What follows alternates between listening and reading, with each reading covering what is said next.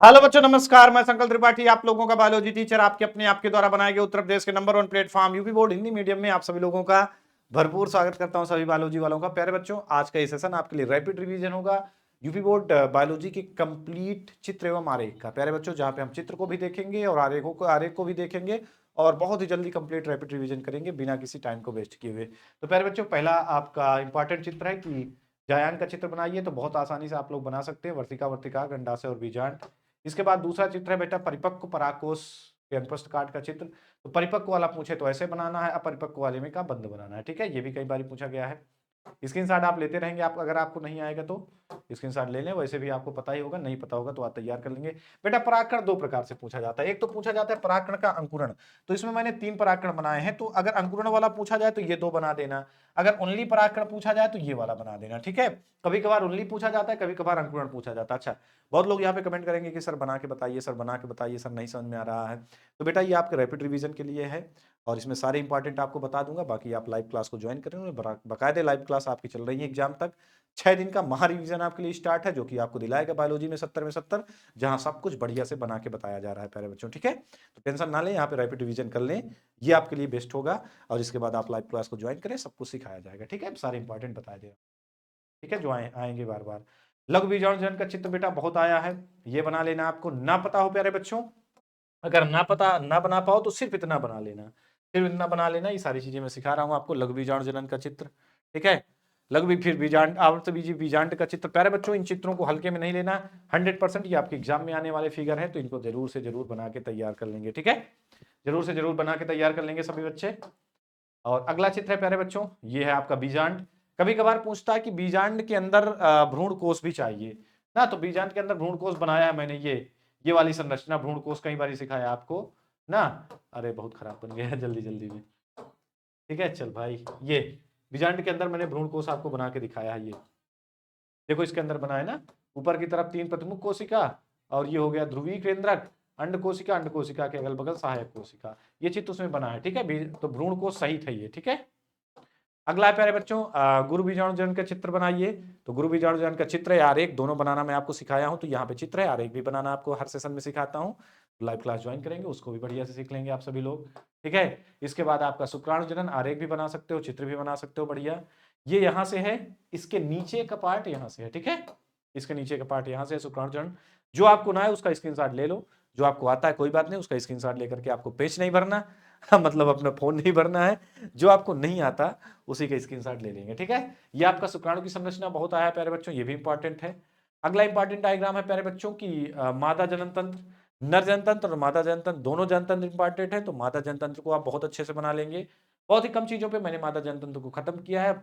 बहुत सारे बच्चों को ये डाउट होता है, सर जितने नाम हमने चित्र में आपने लिखे हैं या बुक में जितने नाम लिखे हैं, क्या उतने सारे नाम हमको लिखना है? नहीं प्यारे बच्चों, अगर आप मेन मेन नाम भी लिख देते हो तो कोई दिक्कत नहीं, आपके नंबर नहीं कटेंगे। जैसे यहाँ पे योनि दर्शा दिया, अंडाशय दर्शा दिया, फैलोपियन ट्यूब दर्शा दिया, अंडा, कहानी खत्म। अंत स्तर, मध्य स्तर, स्रावित अंग नहीं दर्शाया, कोई बात नहीं। मेन मेन अंग गर्भाशय, मेन मेन अंग दर्शा दिया, कहानी खत्म। जो आपको याद है तो आपको जितने याद हो उतने आप एग्जाम में लिख दो, कोई दिक्कत नहीं। जरूरी नहीं कि इतने नाम लिखना है आपको। और हिंदी में कह दो गुरु जी यहाँ पे हिंदी में भी लिखा है, इंग्लिश में लिखा है, दोनों में लिखना है। तो जो आज याद हो आपको, हिंदी में याद हो आप हिंदी में लिख देना, और इंग्लिश में अगर याद हो ना तो हिंदी में इंग्लिश में लिख देना, बस कोई दिक्कत नहीं, कोई इशू नहीं। इंग्लिश हिंदी किसी में भी लिख सकते हो, एक ही में लिखना। जितने नाम याद हो मेन मेन का उतना लिख देना, कोई दिक्कत नहीं। सब कुछ छापने की कोई जरूरत नहीं है। ठीक है, आगे चलें तो प्यारे बच्चों, ये नर जनतंत्र का एक सिंपल सा डायग्राम बढ़िया बना देना। बना के कई बारी मैंने सिखाया है, लाइव क्लास ज्वाइन करिए, अभी भी सिखा रहा हूं बेटा। 70 में 70 का वादा है और दिलाएंगे तुम्हारे लिए, जरूर से जरूर तुम्हारे लिए आएंगे प्यारे बच्चों। और इस बार जब तक तोड़ेंगे नहीं तब तक छोड़ेंगे नहीं। लाइक जरूर करिएगा सभी लोग और शेयर जरूर करिएगा। और ये नामांकित चित्र बनाना है किसका? स्तन ग्रंथि का, कई बार आया है तो स्तन ग्रंथि का ये बना लेंगे आराम से। ठीक है, फिर अंडाणु का नामांकित चित्र, अंडाणु का भी चित्र बना लेंगे सभी लोग। अंडाणु के बाद होता है अंडाणु जनन। ये होता है अंडाणु जनन का गुणन प्रावस्था, वृद्धि प्रावस्था और परिपक्वन प्रावस्था। ये प्रावस्था खूब बताया है ना। और एनसीईआरटी में अंडाणु शुक्राणु दोनों तरफ दोनों बने हुए हैं एक साथ, अंडाणु जनन शुक्राणु जनन एक साथ बने हुए, वहां से भी देख करके बना लेना, समझ लेना। एकदम सिंपल सा है, मैं सिखा भी रहा हूं आपको हमेशा हर लाइव सेशन में। लाइव क्लास ज्वाइन करेंगे, बढ़िया से सीखेंगे। परीक्षार्थी संकरण आता है बेटा, ये आरेख है। परीक्षार्थी संकरण का आरेख आता है। टेस्ट क्रॉस और बैक क्रॉस, दोनों क्रॉस आपको तैयार करने, एक तैयार करना है टेस्ट क्रॉस और एक तैयार करना है आपको बैक क्रॉस। और बढ़िया से मैं सिखा रहा हूं इन सारी चीजों को। ठीक है, टेंशन मत लेना ना है तो। ठीक है, टेस्ट क्रॉस और बैक क्रॉस। डन। ये एक पूछा है कि मटर के शुद्ध लंबे लाल पुष्प वाले पादप का संकरण शुद्ध पौने सफेद पुष्प से कराया जाए तो पहली पीढ़ी दूसरी पीढ़ी में क्या प्राप्त होगा, रेखा चित्र। ये भी द्विसंकर संकरण का है, ये भी तैयार कर लेना, क्वालिटी बढ़ा के स्क्रीनशॉट ले लो अगर ना समझ में आए तो। द्विसंकर संकरण है, बस थोड़ा सा नियम चेंज है, थोड़ा सा अलग अलग चीजें लिया गया है बस, ठीक है, थोड़ा सा बदलाव है बस। डन। आगे बढ़ते हैं। कह रहा किसी स्त्री का रुधिर वर्ग ओ है, कई बारी करवाया ये, पुरुष का ए बी है, तो भावी संतानों का क्या होगा, तो या तो ए होगा या तो बी होगा। ये वाला आरेख बना लेंगे आप लोग। कह रहा वर्णांधता की वाहक स्त्री का विवाह सामान्य पुरुष से हो जाएगा, तो उसकी संतान को वर्णांधता के बारे में बताइए, तो कैसे होगा, ये भी आपको खूब बना के बताया सिखाया है। नहीं सीखे कोई बात नहीं, लाइव क्लास को ज्वाइन करना प्यारे बच्चों, सब कुछ सिखा रहा हूँ यहाँ पे रैपिड रिवीजन के लिए, ठीक है। यहाँ पे कोई ये ना कहना कि अरे ई का करवा दिया, ई का दिखा दिखा के चले गए तो ये इंपॉर्टेंट के लिए है, ठीक है, ठीक है। चलिए, और हीमोफीलिया ग्रस्त पुरुष का विवाह सामान्य स्त्री से करा दिया जाए तो संतानों में उसकी वंशागति का क्या प्रभाव पड़ेगा, ये भी देख लो। वाहक पुत्रियां होंगी, सामान्य पुत्र होंगे, ठीक है। चलिए आगे बढ़े, आगे चलते हैं। मानव में लिंग निर्धारण, एक मानव में लिंग निर्धारण देख लेना और एक देख लेना पक्षी वो मधुमक्खी में लिंग निर्धारण, हनी बी मधुमक्खी में या मानव में ना, मधुमक्खी में कैसा होता है, मादा के अंदर 32 गुणसूत्र होते हैं, नर के अंदर 16। मादा के अंदर जब युग्मक जनन होगा तो 16 का एक अंडाणु बनेगा, 16 का एक बनेगा। अब नर के अंदर बेचारे 16 ही रहेगा, तो 16 अगर बन जाएगा तो 32 यानी कि मादा पैदा होगी, और एक को 16 बिना निषेचन की का बन जाएगा, नर बन जाएगा। ये पढ़ाया जाता है आपको ना। 32 गुणसूत्र है मादा के अंदर, 16 के अंडाणु बनेंगे। अब जब नर मादा का संलयन होगा 32 यानी कि मादा बनेगी, और जब संलयन नहीं होगा तो क्या हो जाएगा, नर बनेगा, ठीक है। चलिए आगे बढ़े। चलिए, स्वतंत्र विवरण की नियम द्विसंकर संकरण की पुष्टि से, द्विसंकर संकरण का चेकर बोर्ड की सहायता से वर्णन कीजिए। तो ये द्विसंकर संकरण है आपका पूरा कंप्लीट, खूब पढ़ाया, इसको भी तैयार कर लेना प्यारे बच्चों, 5 नंबर तक का फंस जाएगा आपका, ठीक है। आगे है डीएनए का आणविक संरचना, द्विगुणन में इसका महत्व तो बात की बात है। आणविक संरचना जो चित्र है आपका वो इंपॉर्टेंट है, यानी कि वाटसन क्रिक का डीएनए मॉडल, या तो डीएनए की आणविक संरचना के नाम से आएगा या तो इस नाम से आएगा कि वाटसन क्रिक के डीएनए मॉडल को बताइए। क्या है, वाटसन क्रिक के डीएनए मॉडल को बताइए, इस नाम से आएगा, ठीक है। फिर मिलर का प्रयोग, ये भी बना लेना बढ़िया, मिलर वाला जितने नाम आप लिख सको लिख लेना, खूब आया है, भर भर के आया है, आप खुद देख लो, खूब भर भर के आया है, ठीक है, मिलर का प्रयोग भी आपके एग्जाम में।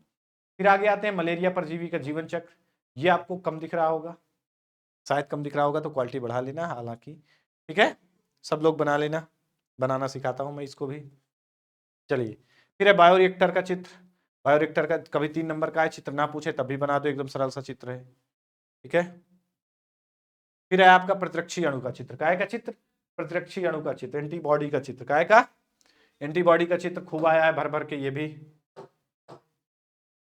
फिर है आपका मानव इंसुलिन का निर्माण, बढ़िया उत्पादन का चित्र, मानव इंसुलिन का उत्पादन विभिन्न चरणों में, बढ़िया पूरा चित्र सहित बनाना होता है, इसको भी 5 नंबर मिल जाएगा, चित्र बना डाला तो समझ जाओगे, थ्योरी भी लिख लोगे, ठीक है, खूब आया ये भी।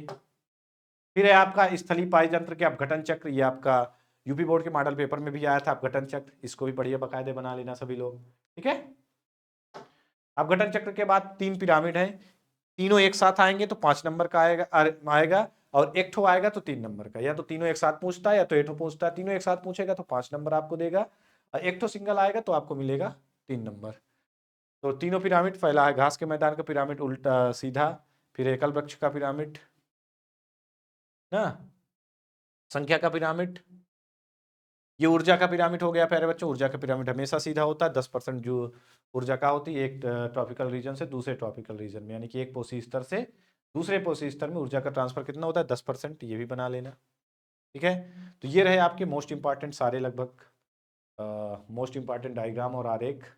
और प्यारे बच्चों लाइव क्लास को ज्वाइन करिए, फटाफट तैयारी चल रही प्यारे बच्चों, जहां से आएगा आपके बायोलॉजी में 70 में 70 वादा है, नैया पार लगाने का बीड़ा उठाया है मैंने, कसम खाई है कि इस बार संकल्प त्रिपाठी का संकल्प 70 में 70 बायोलॉजी में। और पढ़ते रहो, आगे बढ़ते रहो, हंसते रहो, मुस्कुराते रहो, पढ़ाई लिखाई करते रहो प्यारे बच्चों। कमेंट सेक्शन पे कमेंट करना ना भूलें, लाइक करना ना भूलें। मिलते हैं ऐसे ही वीडियो में, तब तक के लिए अलविदा, बाय बाय गाइस।